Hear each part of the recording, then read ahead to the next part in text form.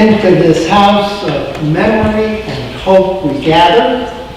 We do not always do all that our hearts command, but life is ever generous with new opportunities for love and hope.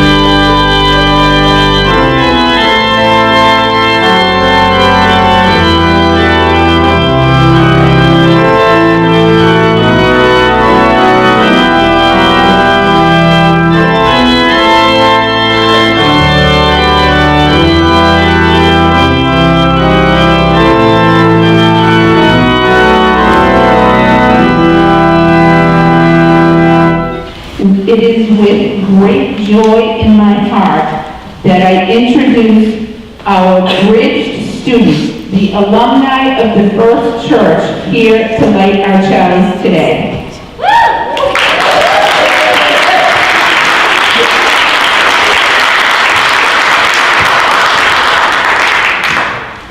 The wheel of the year has turned again. Once more, the Thanksgiving season has arrived. How shall we sing our song of gratitude now? For what shall we give thanks? For this moment, for friends near and far, for our breath, for love, for courage and clarity, for strength, for delight, for laughter, for beauty. For the tables round which we gather, for the food we enjoy with friends, seasoned with love and mercy. For the sun and the moon and the stars in the sky, for the trees who have seen so much and still stand out, stretching themselves to the sky.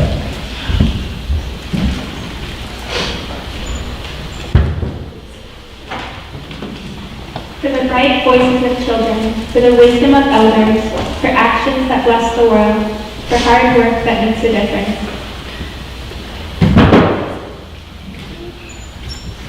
For music and art and celebration, for generosity, for compassion, for endurance, for joy, for hope.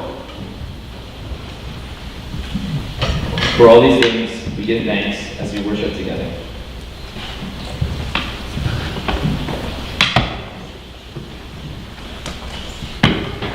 Okay, good morning, everybody. I'm so excited to see so many of you today. So some of you know, a lot of us have been talking about memories this month, especially in Sunday school. Some memories are good. Yeah. So we thought, since we all used to go to Sunday school just like you guys, we would share some of our favorite memories from when we were here. So I'm going to start. One of my favorite things that we did here every year, and we still do, is the Christmas pageant. Do you guys like the Christmas pageant?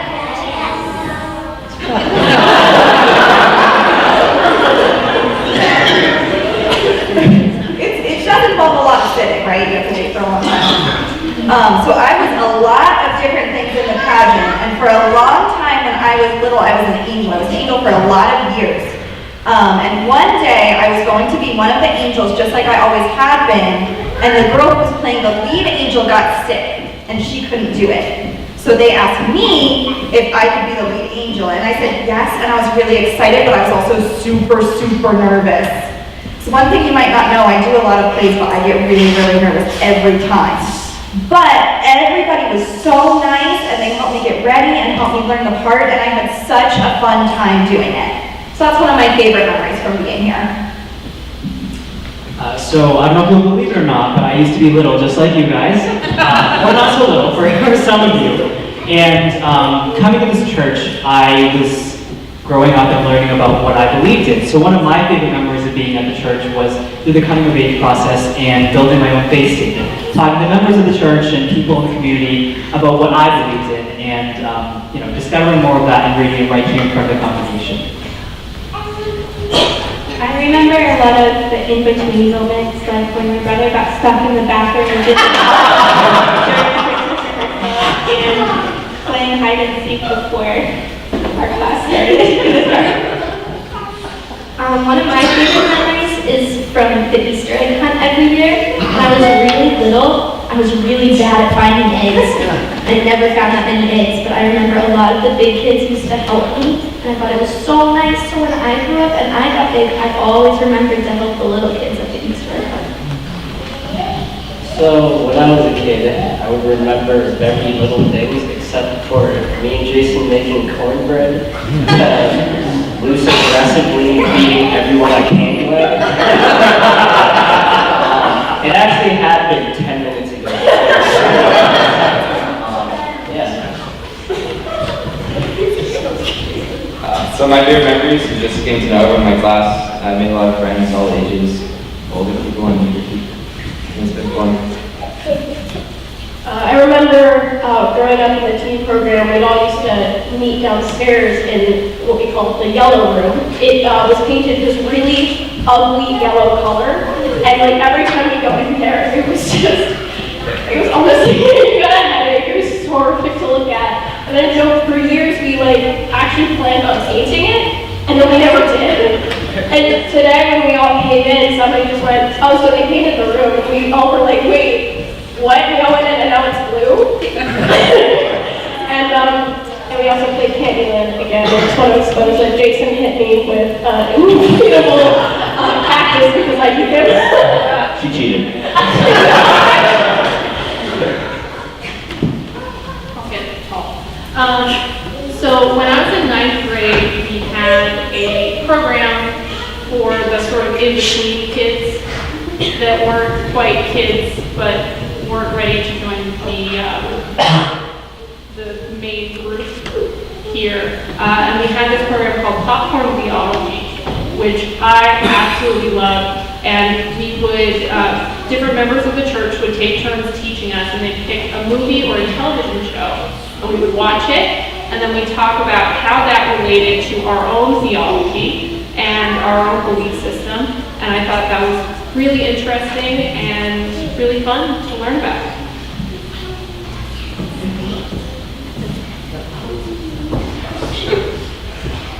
One of my more fond memories with the First Church community was a few years ago when we began high school. So we got paired up with a member of the congregation as our spiritual mentor for a couple of years. Mine was Mr. Mike Moskalo. But I very much enjoyed talking with him, and he is one of my great friends right now. Thank you. One of my memories from here is sitting in that pew right below that angel, and looking up and going, yeah, I want to do that. And then now I'm applying to seminary, and I owe that all to this whole community here. And so, thank you. May so great a cloud of witnesses and memories surround us that we are filled with the love of life and the love of each other. Go now in peace.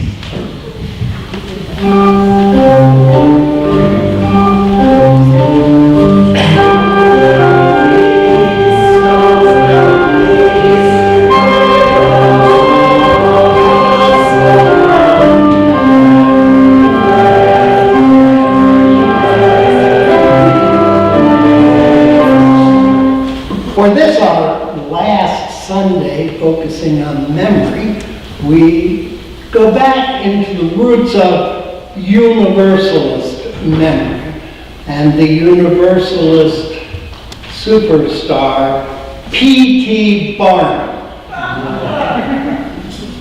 The name, just the name, P.T. Barnum, conjures ideas and imagination. Notions of a man and a philosophy known to most of the world as the great American showman for almost 100 150 years. P.T. Barnum embraced the dream of a truly democratic nation.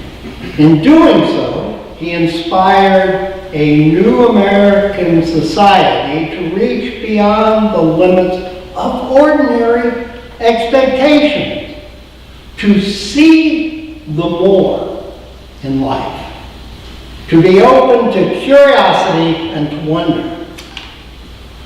Barnum was named for his maternal grandfather, Phineas Taylor. He was born and raised in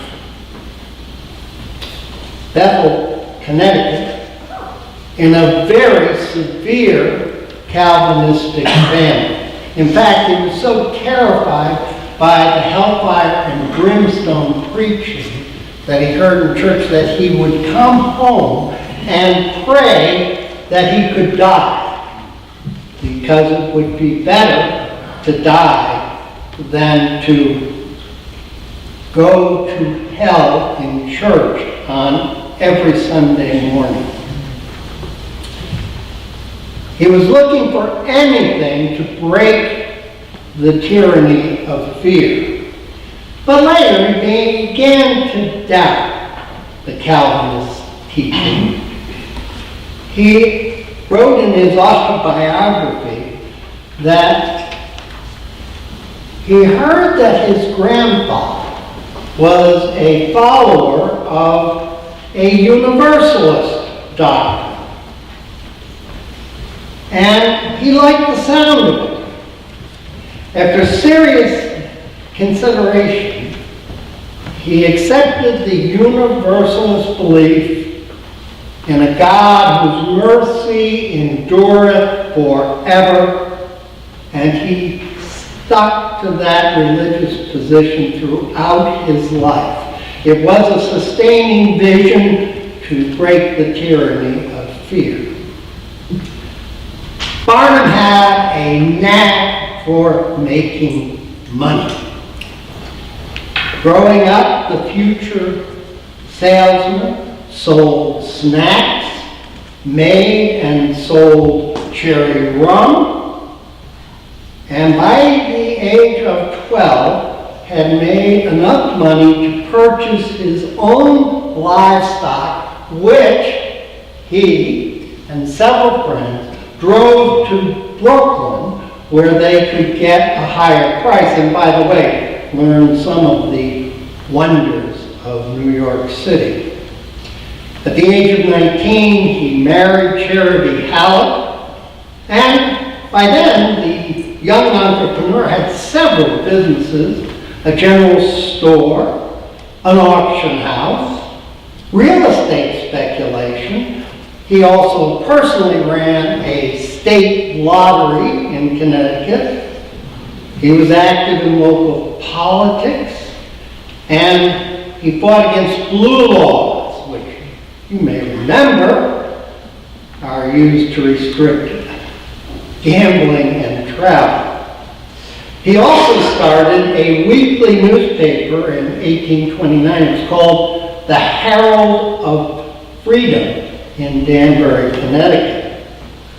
And he had editorials in which he castigated the Calvinist church fathers, and it involved him in at least 2 libel suits, one of which ended him up in jail. But he became a champion of the liberal movement, a vision to break the tyranny of fear.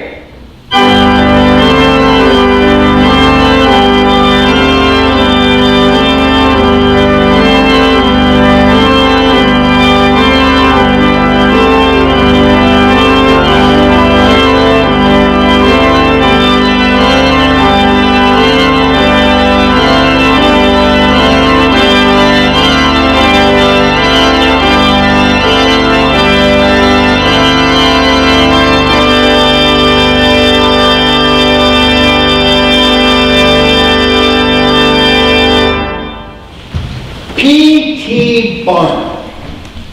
The name alone conjures ideas and imagination. Known to most of the world as the great American showman, he was an amazing force in the world. In the mid-1800s, America was a new and culturally emerging nation. Amusements, as we know them today, did not exist. The concept of public entertainment was perceived of as questionable, and it was often considered inappropriate. On January 1st, 1842, Barnum challenged the popular local ideology by opening his American Museum on Lower Broadway in New York City. He promoted the museum as a place for family entertainment, enlightenment, and instructive amusement.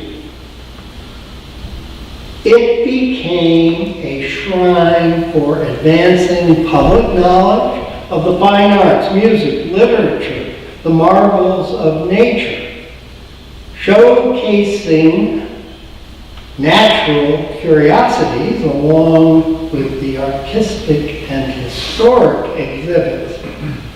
Barnum's American Museum quickly became the cultural hub of New York City. And for the 23 years it was open, it was the most popular destination in all of New York. Can't make this stuff up, you know, it's actual history. And throughout these years, he took some of his exotic exhibitions on the road. During one of his oddities tours in Europe in the 1840s, Barnum became aware of the popularity of Jenny Lind, known as the Swedish Nightingale. Lind's career was at its height in Europe. She was unpretentious, she was shy, she was devout, she had a crystal clear soprano voice which projected a wistful, longing quality that audiences found touching. Barnum had never heard her, and he said he was unmusical himself, but he knew a moneymaker when he saw one. He approached Jenny to sing in America at $1,000 a night for 150 nights, all expenses paid. And he knew that the risk was substantial because although audiences in Europe loved her, hard to say exactly what audiences in the United States might think. Because American audiences, Barnum said, are fickle, and they are, of course, perverse. But he thought that with Lind's reputation for purity, and the fact that she was a great philanthropist, she gave away all the money she earned. He thought that that would draw people to it.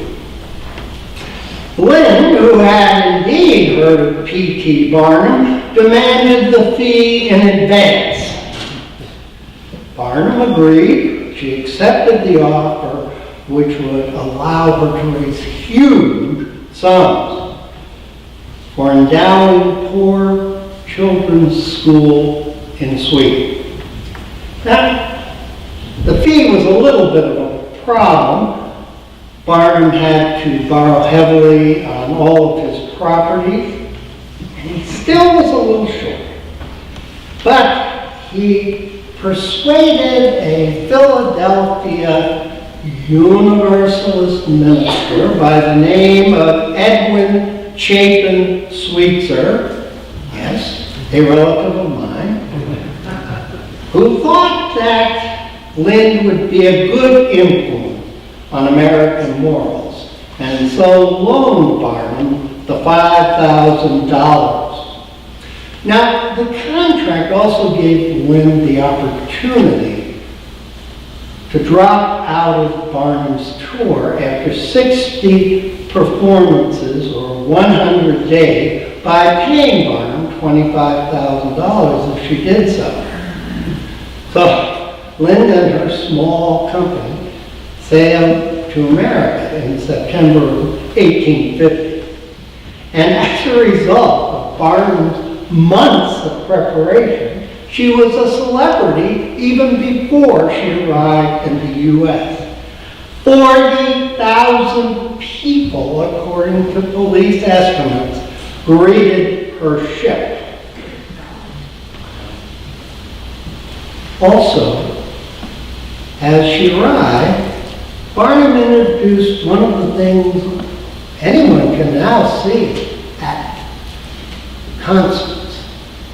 He started to sell Penny Lind stuff, memorabilia, little models of Penny Lind. Pretty soon, Jenny realized how much money Barnum stood to make from the tour. And she insisted on a new agreement before she left New York, which Barnum signed on September 3rd. This gave her the original fee plus the remainder of each concert's profits after Barnum's $5,000 management fee was paid. She was determined to accumulate as much money as possible.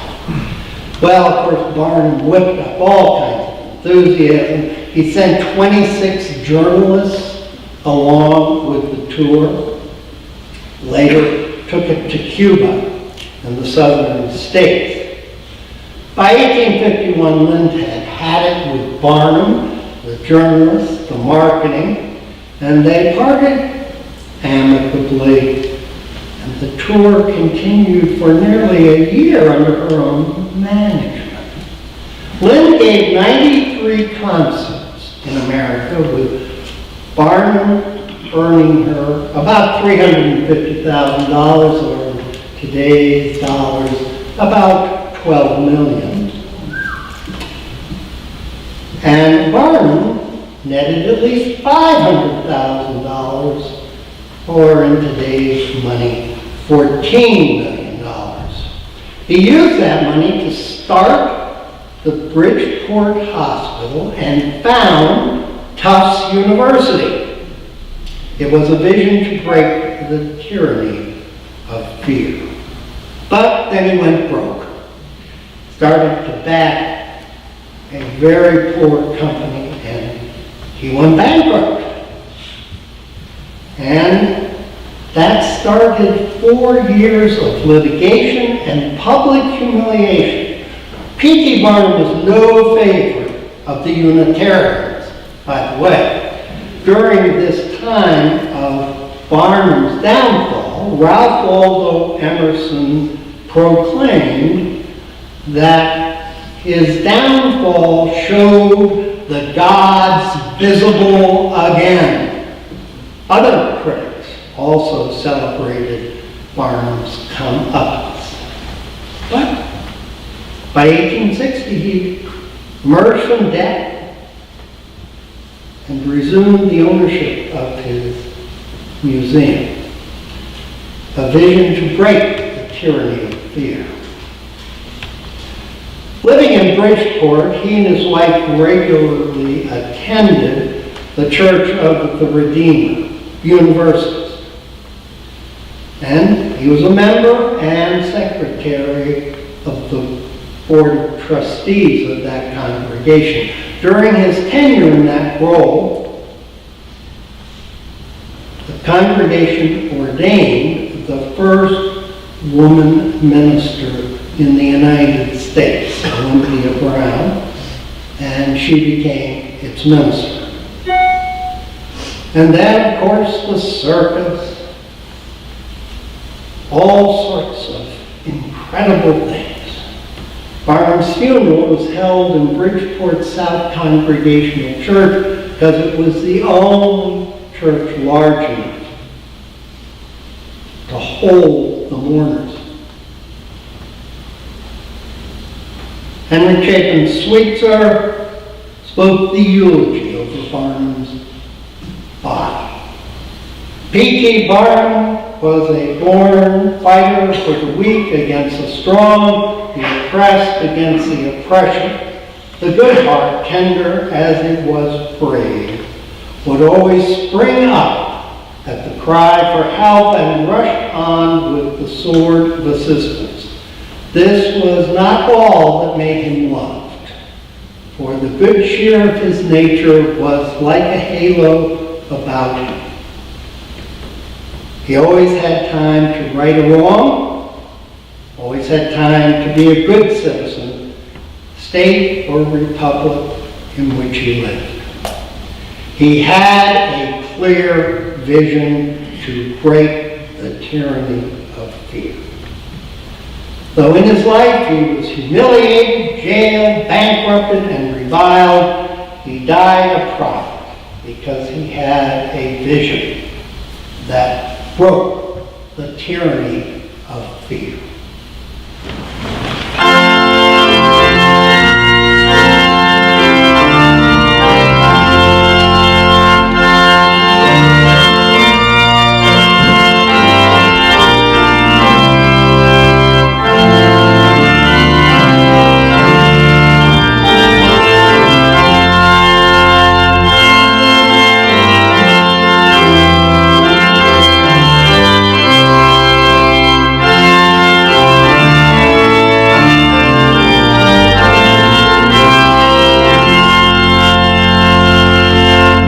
May we each find the vision that sets us free and breaks the tyranny of fear. It is for today and for times we shall never see. So let us be about the past. The materials are very precious and they are very perishable. Benedictus, benedicat, may those of us who are blessed